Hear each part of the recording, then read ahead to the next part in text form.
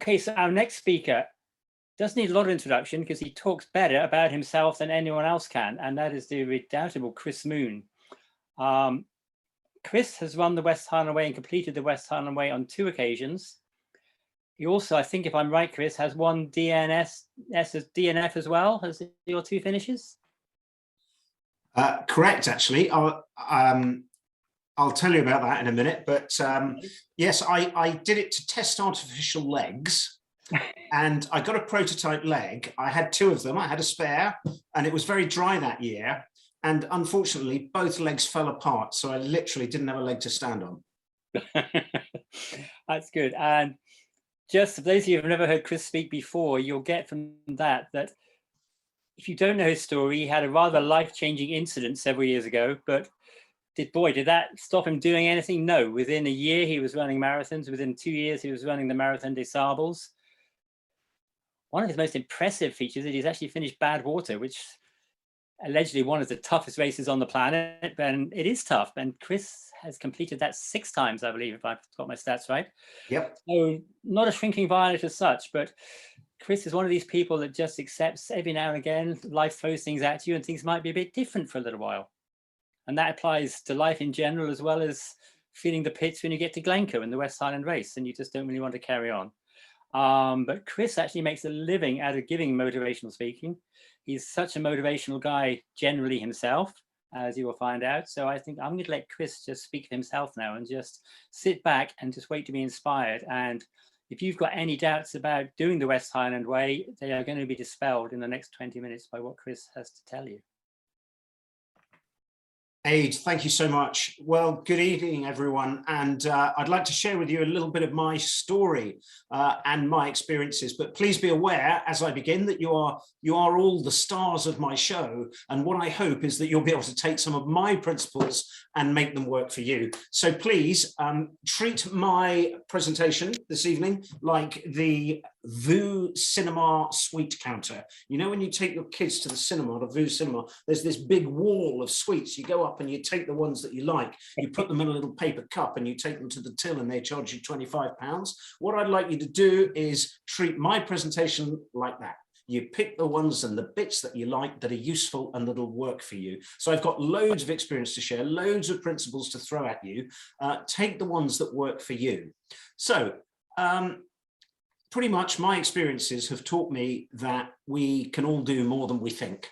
And what I'd like to do is share with you a few stories and principles on how we do that. Now, I started life farming. This evening, whilst I talk generally about the process of achievement, I'd like to give it a little bit more of a running slant. I started running because I could get home from school early and work on the farm.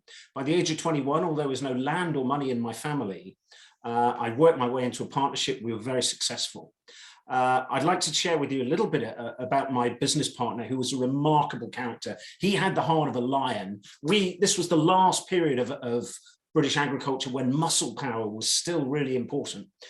And he said, look, we can never be sick. We can never be injured. And we have to milk the cows twice a day. So we must look after ourselves. We will always look at better ways of doing things, and we'll always try to be fitter and faster. Unfortunately, there was just one piece of the jigsaw missing, and that was him looking after his long-term health.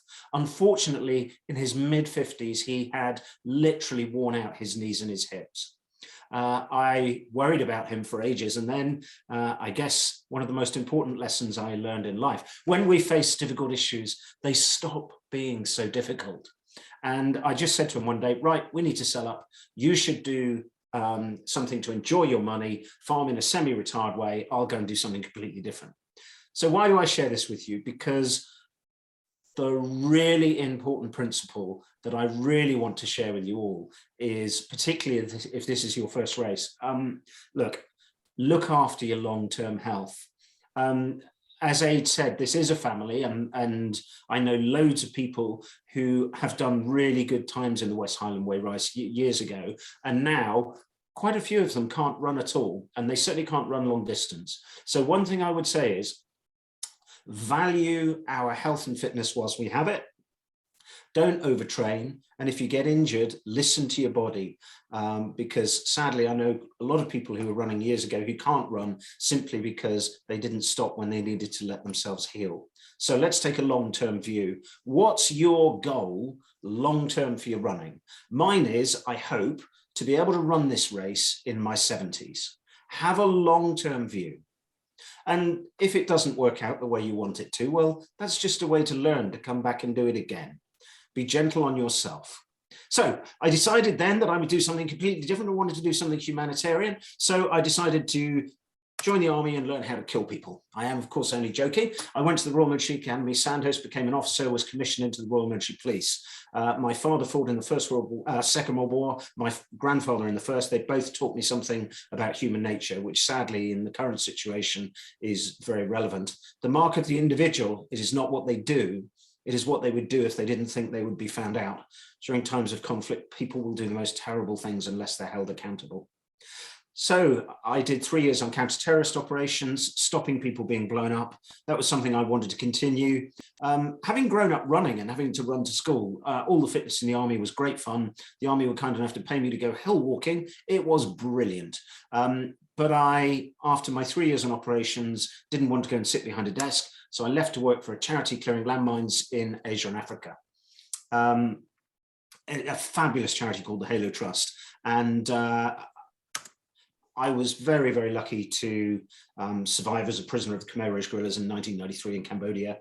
We were ambushed in spite of a guarantee of security from the United Nations. I was taken prisoner with 2 of my Cambodian colleagues.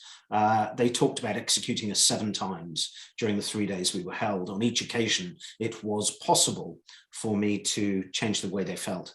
I was only able to persuade them not to kill us because I made one decision when we were taken prisoner, and that made the difference between life and death, and I will share that principle with you shortly. When we finally walked out through mined and patrolled jungle, and we got back to the village we were originally taken, people in remote parts of Cambodia believed that ghosts come out of the forest. And because they had been told I was a military advisor to the government and I was being taken to be interrogated and executed, they all believed, understandably, when I came out of the forest, that I was a ghost, and they all ran away from me. In the end, whilst I could catch up with them and run after them all, and one of the things that gave me confidence when I was a prisoner was I was very physically fit. I used to run every day, and it helped me keep my head in the right place. But so I just ran after the old people at the back. They respect the old people. They still didn't believe I was alive, so I licked 2 of them. And then they finally believed that I was alive. Now, you won't remember anything I say about running or the West Highland Way race, all my experiences. All you'll probably remember is Chris Moon licked an old Cambodian person. So 7th March 1995, I was then running a very large program in Mozambique. I was walking back up the safe lane where all the landmines had been removed, but for complex technical behavioral reasons, the deminers simply couldn't locate one. It was a non-preventable accident. If I was to go down the lane again today, there's nothing I could do differently. However, technology has moved forward and improved. And now there is a new locator that Halo are using, which senses both explosives and metal. Back then, 25 years ago, we only had metal detectors. I was incredibly lucky to live. Surgeon said he'd never seen anybody live with such a small amount of blood. The reason my heart could keep pumping around this tiny amount of hemoglobin was simply because I was fit from running. I remember it all in the present tense because it's so extreme. The surgeon who treated me in a remote hospital in Mozambique said there was no point in flying me out because I would be dead in less than an hour because he said I'd lost so much blood. But 14 hours later, I still managed to keep breathing, and I got to South Africa. I can remember fading in and out. I can remember being outside my body, looking down, remember it all very clearly. So why didn't I die? I think partly because I focused on my reasons for living. I was told I'd been in hospital for 6 months in South Africa. I was actually there for 3.5 weeks. Why? Because I had a sense of humor, because I was able to see beyond myself. I was very physically fit when I was blown up. Goodness me, did that really helped me heal. And that was one of the reasons I survived. It was on my 2nd day when I was struggling to find a positive that I worked out that actually I would do a marathon less than a year after leaving hospital. I came up with a goal. Several hours later, they sent a psychiatrist to come and talk to me. He was a really nice guy, actually. He had a chat, and then he phoned my mum and he said, "Mrs. Moon, I just wanted to let you know, I've never seen anything like it. Your son has completely accepted what has happened to him. He, in spite of being somebody who's very, very active prior to his accident, he's completely changed his mindset. And I have to tell you, he is as sane as I am." To which she replied, "If my son is as sane as a psychiatrist, I'm extremely worried." So I'm pleased to say I did my first London Marathon. I got to about, so in the end, I only had 3 weeks in which I could do any kind of distance training. And of course, as you will all know, that's when you actually start to taper down and reduce your training. That was when I actually started mine because it was a problem getting the artificial leg to run on. Yes, I thought I was doing really well until the 11-mile point when I was passed by the fattest man in the world dressed as a chicken.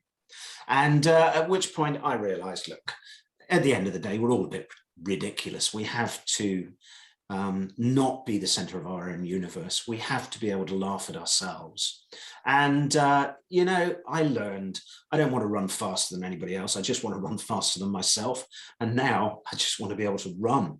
I'm pleased to say I finished the marathon. And at the time, I think it's probably the hardest thing I'd ever done. Artificial legs, I've been involved in testing them now for 25 years. Lower leg prostheses have improved so massively.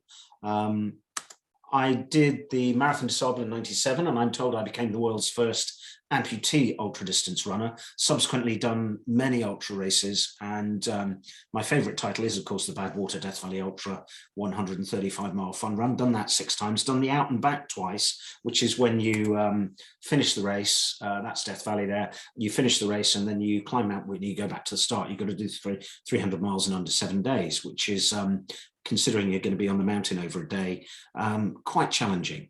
But nonetheless, a character building experience. So what have I learned? Look, losing 2 limbs, everybody said Chris Moon's life is over. His hobbies running, motorcycling, gardening, being outside. He lives for his work, clearing landmines. But the biggest limits are imposed by our thinking. And the most important psychological discovery ever is that we choose the way we think. I suppose one of the good things that came out of lockdown and COVID is that people started to talk more about their mental health. There was a good focus on it. I've been involved in mental wellness for many, many years, more than 20 years, and helping people get a sense of perspective on life and develop healthy mental habits. And mental health isn't something that just affects 20% of the population, as the statistics would suggest. I think it's something that affects us daily, and I think it's something that we need to work out. You'll no doubt be aware of the principle of marginal gains. Dave Beresford with the Sky team, Saracens, the rugby team have talked about attention to detail. Get all the little things right, and it will have a force multiplying effect. The same principle has been around in the military for over 100 years, and they call it attention to detail. You get the little things right, they add up and then have a force multiplying effect. Now, the cynical among you will also say that Dave Beresford with Sky had massive amounts of money to get the best people, so did Saracens. Yeah, that's true. But look, what I would say is, you know, chip away at it, attention to detail, get it right, get the little things right, so that when you get out there, you're happy with your kit. You've got shoes that allow a little bit of expansion if your feet expand, and then you can actually do what I think the West Highland Way race should be all about, which is enjoy it and the great people you meet on the way. And it is the most stunning place. So, what are your reasons? You'll understand now, there's been many, many times when I thought that I would die. And your life doesn't flash before your eyes, as they say in the storybooks, but you are aware of everything you've done, the good things, the bad things. But above all, you're haunted by the times you didn't make the best of life, when you didn't live with passion, when you didn't live with enthusiasm. I think the challenge of our adult lives is to find our reasons. Reasons are psychological rocket fuel. And it is also about finding meaning, about what is important to us. So, reasons. What are your reasons for doing this race? Because when it gets tough and you feel a bit shit, it's important to remember your reasons. So focus on your reasons. The more reasons we can find for doing what we do, the happier we will be, the healthier we'll be. Find your reasons. Now, I don't know about you, but the two most infectious things I have ever encountered in life are enthusiasm and negativity. Which one will we choose to suffer from? No one else can be enthusiastic about our life for us. So what can we do to be more enthusiastic? What can we do to avoid being dragged down? This picture is the view from my balcony where I lived in Cambodia for nearly 2 years. And it always fascinated me because coming from a farming background, I could never understand why that pig, if you look at his front left leg, there's a rope that goes behind the child to a white stone. There was a stick that was just pushed into the ground. I could never understand why that pig didn't pull the stick out of the ground, because he was clearly strong enough, clearly capable, and he's easily intelligent enough. The pig is the most intelligent of all farm animals.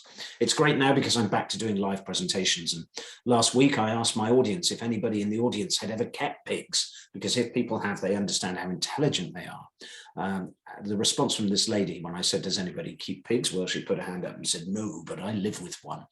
Wasn't quite what I meant, but the pig is the most intelligent of all farm animals. So I couldn't understand why he didn't pull that stick out the ground. When they sent him to market, I began to understand. You see, they replaced him with a little tiny pig, a weaner. They tied him to exactly the same rope and stick. And he pulled and squealed for 2 days until he realized he couldn't do it. So he gave up. Every time that rope went tight, that little pig never pulled. And as he grew, they untied the rope and tied it back on again so it didn't cut into his leg. And when he was a big pig, quite capable of pulling the stick and the stone out of the ground, the reason he didn't wasn't because he was stupid. He was clearly intelligent enough. It wasn't because he was not capable or strong enough. It was simply because he didn't believe that he could. So, how can we use the power of belief? I'll give you another example. There's actually an article on the BBC News website today about Nigeria and people who think they can turn into cats. Yes, I'm not joking, and I haven't been smoking my socks. This is a real article about the power of belief and black magic or juju in Central Africa. And I have encountered this in Mozambique, East Africa. I visited a village after I was blown up to make a documentary for Japanese TV on landmines. And when we were there, I spoke to one of my old colleagues, my old operations officer, and I asked him how big a hold the witch doctor had in that village. And he said, oh, it hasn't changed since we were here. And there was a man just 3 weeks before who was cursed by the witch doctor, went into the forest, he brought some plants back, put them on the door and roof of the hut of this man who had upset him, and he cursed him. Within 3 days, that man had died. And yet they had an NHS doctor out doing the refresher training for the team medics who could find absolutely nothing wrong with him. So why do you think he died? I think he died because he believed he would. Now, if the human being is capable of believing themselves to death, what can we do if we choose to positively program our beliefs? I dare to suggest we can all do more than we think. So, here's an example. When I did the Marathon Sampler for the first time, on day 3, the artificial leg that I had gave me absolutely no energy return in the sand. And I still hadn't been able to rebuild all the muscles that I had before I was blown up. If you're flat on your back in intensive care, you lose 2 kilograms of muscle mass a day. I was flat on my back for about 3 weeks. I also had bad flash burns on what was left of my arm and leg on the right, so I couldn't really exercise for ages, and it took ages for the scar tissue to heal. So I couldn't weight train on the right side either for many years. It was 26 kilometers. After 10 kilometers, I knew I had heat stroke. I was confused, I was feeling sick. But when you're going through hell, don't stop. I forced myself to the top of a sand dune. And I knew I had to get some fluid down my neck. So I stopped, rehydrated, got about 750 mils of sports drink down my neck, rehydrated, felt better, got up to go, but then I checked my map book just to check I'm going in the right direction. And I realized it was another 14 kilometers, maybe 16 kilometers to go. And I'd cramped up. I just felt really sad because I knew I wasn't going to make it. And then I thought, hang on a minute, don't give up. Our suffering is never permanent. So Aid was saying, you know, if you get to Glencoe and you're feeling really utterly pants, just remember that the time when you feel really, really rough, that suffering is not going to be permanent. So although I was completely dehydrated, although I'd actually had it and I was completely done, I knew that that wasn't permanent. So how do we solve our problems in life? It is through asking ourselves positive questions. So I don't feel I can go 14, 16 kilometers right now, but that may change. That's not permanent. So ask yourself a positive question. How far can you go right now? And I thought, one step, that's all I can do. So I took one step. And because I'd had the discipline to stop at the top of a sand dune, it was easy to take another. And for the rest of that day, all I said was, I can do this, one step, one step, one step. That was the only conscious thought in my mind. I can do this statement, I can do this, one step, one step, one step. And that is how I finished the race, 16 kilometers beyond the point at which I knew I could go no further. Find yourself a positive personal pep talk that will program belief and that will then keep our focus on just putting one foot in front of the other. And I promise you this works. But of course, nothing in life works unless we do. I had the privilege recently to spend some time with people who were dying of cancer. And from hospice, I was asked to run a positivity workshop for them. And they were amazing. They completely engaged. Although I must confess, when I started, you could actually feel the heaviness and the negativity in the room. It was really oppressive. But they engaged with all the principles that I shared, and they were amazing. And then I said to them at the end, look, is there anything you would like me to pass on to people I have the privilege of sharing my experiences with? And they all said the same three things. Number one, don't get dragged down by the negativity that we all sometimes experience in life. Try and see beyond it. Try and go beyond our own Achilles heel. Try and rise above the badness. Don't get dragged down by it. Next thing they said was laugh. Tell the people you love that you love them. Make time for them. Be appreciative. I can tell you from my own experience physically, when you think you're about to die, whether you're going to be shot, executed, or whether you've just been blown up and know that you are physically starting to die, what you think of is the people you've loved and those who have loved you. And we shouldn't have to wait to the end of our lives to recognize that truth. So the last thing they said was, tell people to look after their health and value it whilst they have it. Don't wear yourself out. Look after yourself. And so here's the question. What can you do to be more psychologically and physically healthy? What can you start doing? What can you stop doing? What can you carry on doing? But also, don't get obsessive about it. To give you an example, when lockdown came, I thought it would be really brilliant for my running, but actually it was quite frustrating because there wasn't a race to aim for. All of our goals were removed and you couldn't run with the people you normally ran with.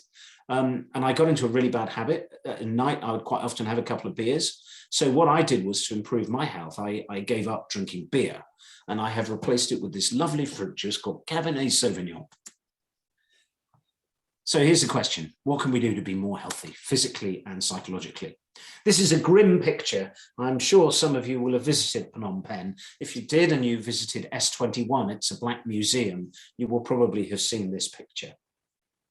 It was painted at the time when Khmer Rouge were running Cambodia. And it records the detail of how the Khmer Rouge treated its own people who were seen as ideologically impure. They were sent to an interrogation center that used to be a primary school. They were kept in the conditions you can see there, shackled by their ankles.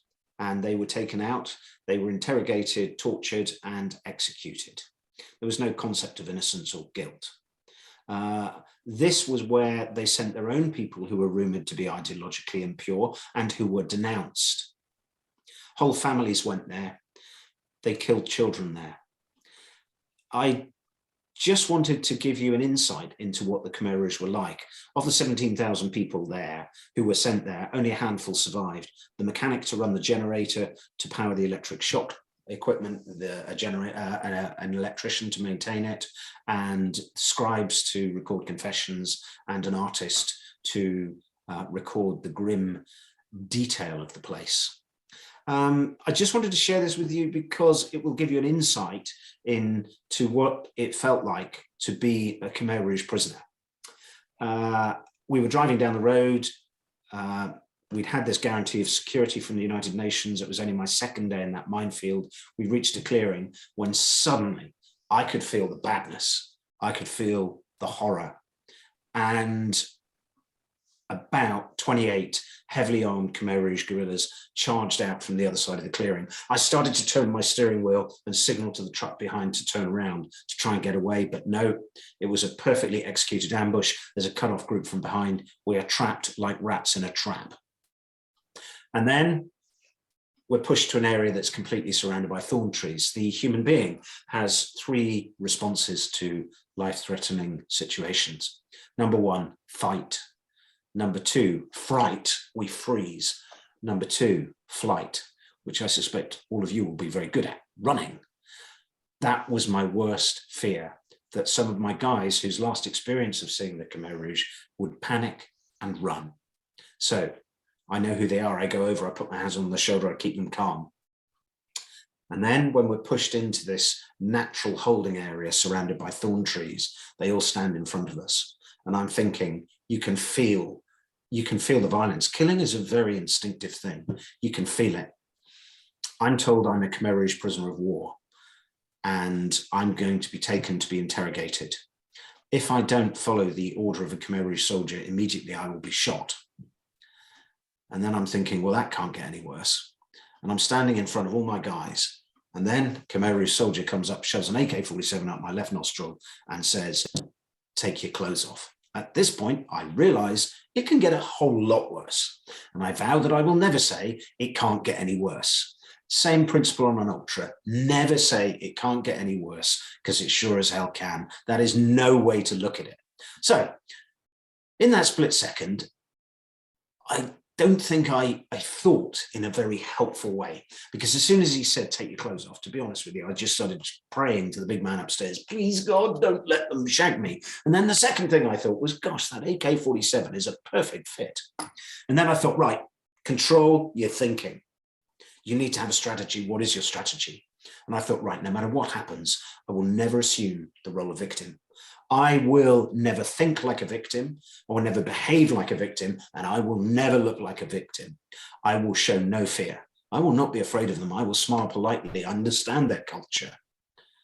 They can smile politely and be charming, but at the same time kill you.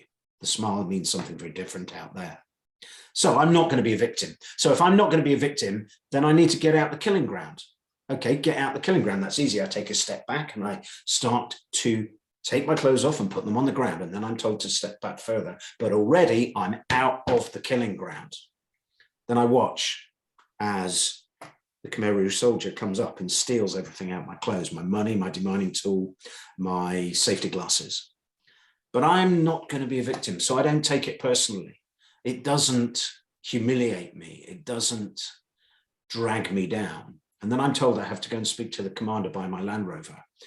They've pulled absolutely everything out my Land Rover. They've searched it. And I heard the commander saying, if they find any weapons, they were going to beat me to death on the spot. Fortunately, I wasn't that stupid. So as I walk over there, I put my clothes on, ask for forgiveness, not permission. I'm going into the worst malaria-affected part of Cambodia. So don't have time to tell you the whole story now, but myself, my operations officer, and the driver of the truck, all three of us were taken back. The people in the village where we were originally taken were told that I was being taken to be interrogated and executed. And they never expected me to come back. After the first day, the provincial authorities said I was dead.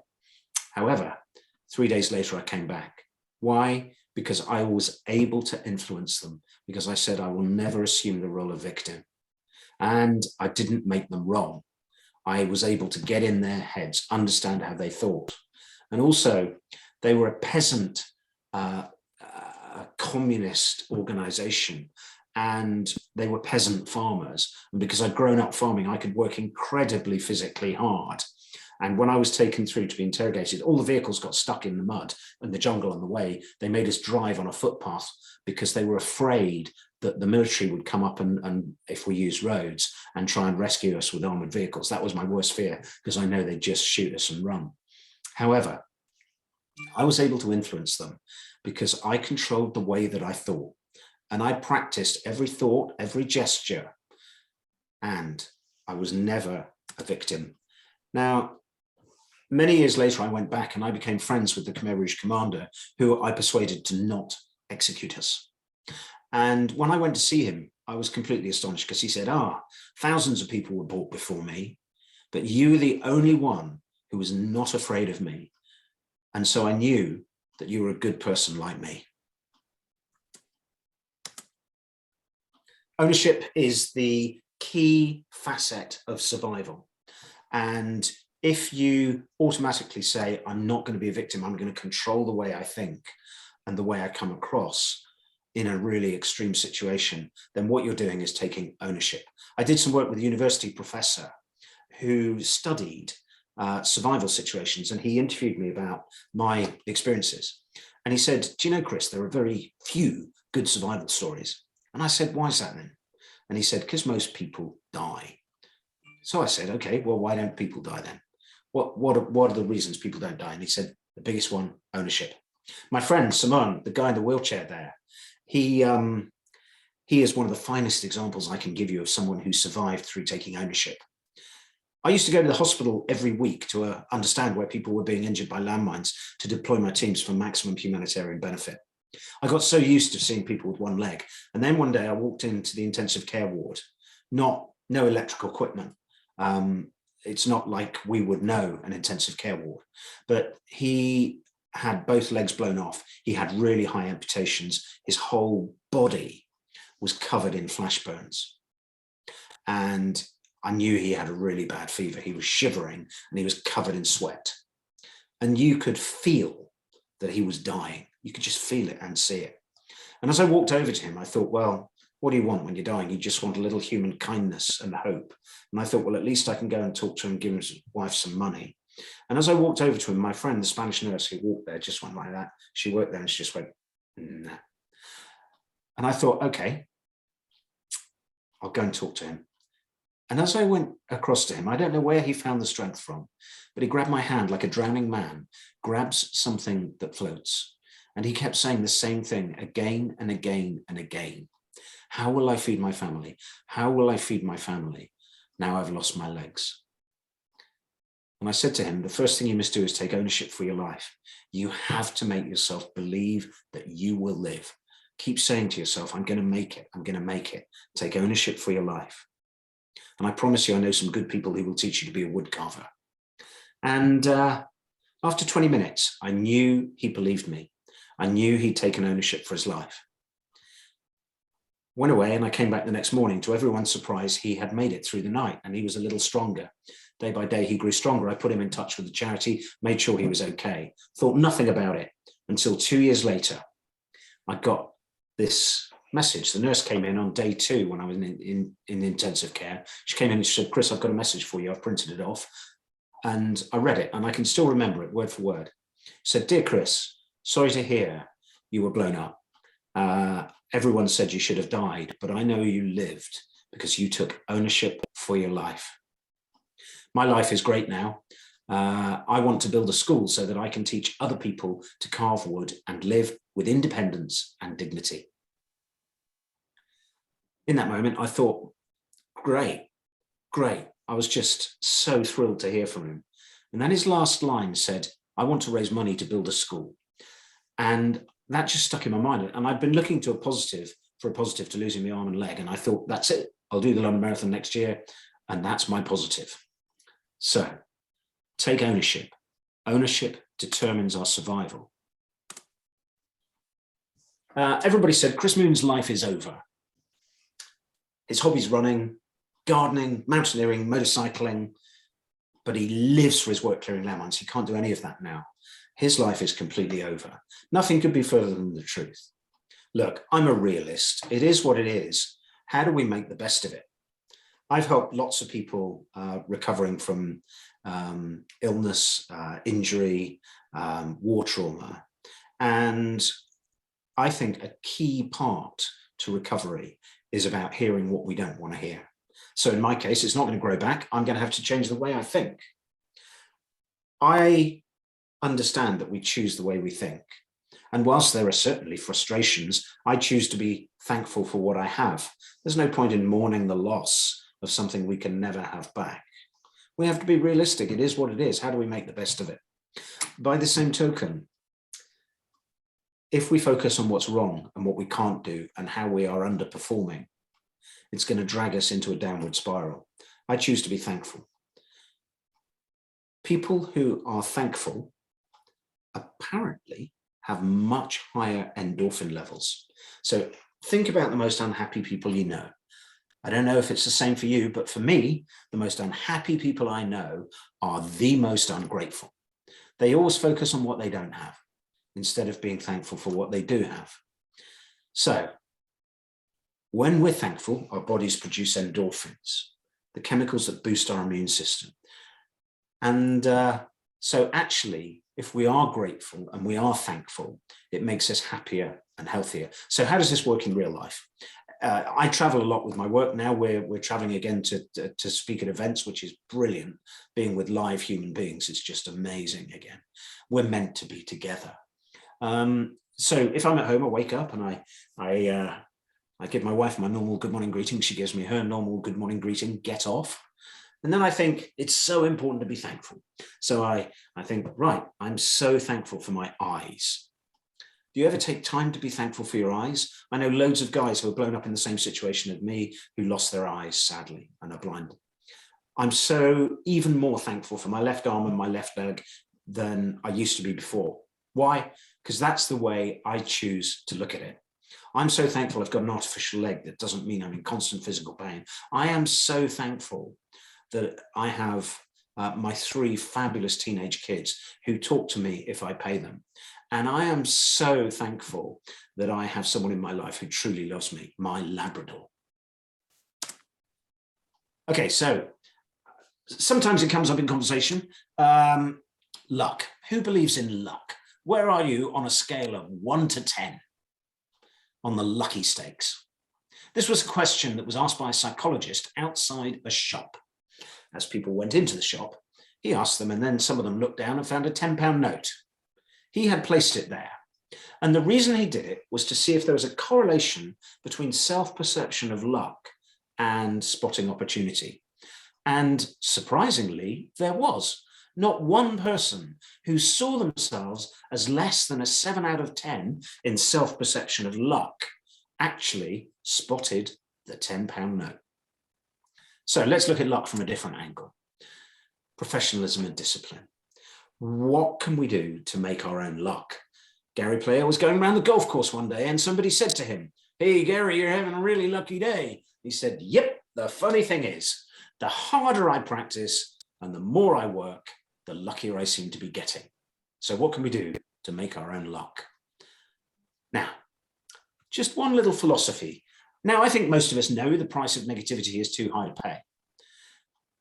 What can we do to be positive when we don't feel like it?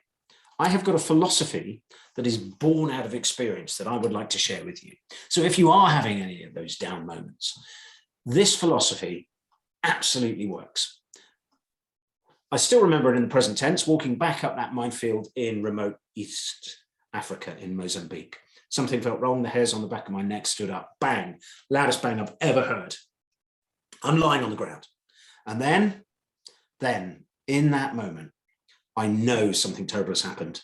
The fear starts to rise. And then I think, right, okay. Don't be a victim. Take a deep breath, stay calm. It is what it is. How do you make the best of it? You've got to be totally realistic. Lots of people like me who get billed as motivational speakers seem to actually sell this silver bullet of blind positivity. I don't agree with it. We've got to be totally realistic. By the way, if you want an example of blind positivity, watch the early stages of the X Factor. You don't get very far on it.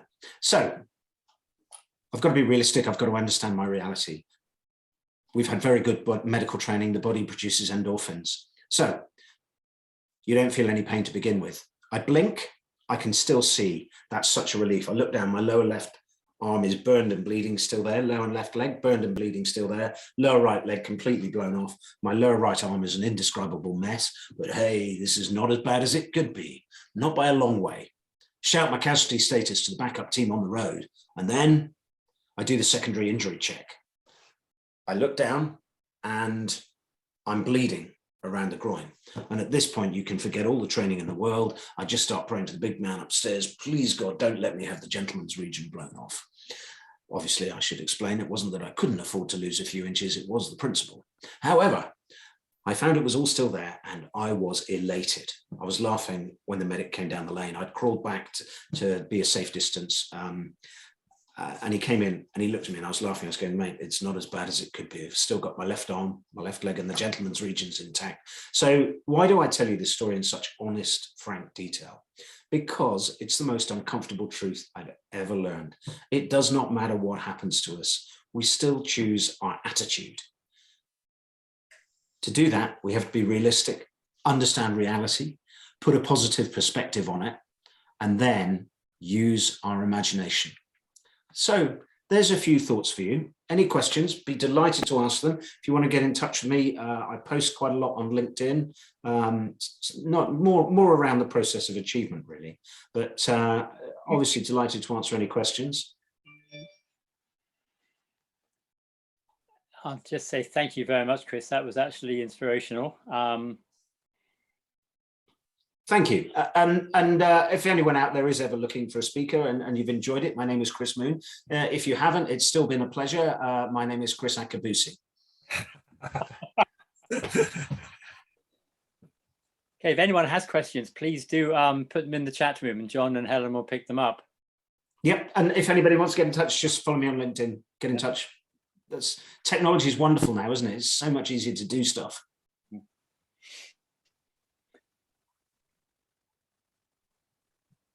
I think lots of appreciation coming in on chat there. So. Oh, thank you. Any questions coming in, John? No, I think everybody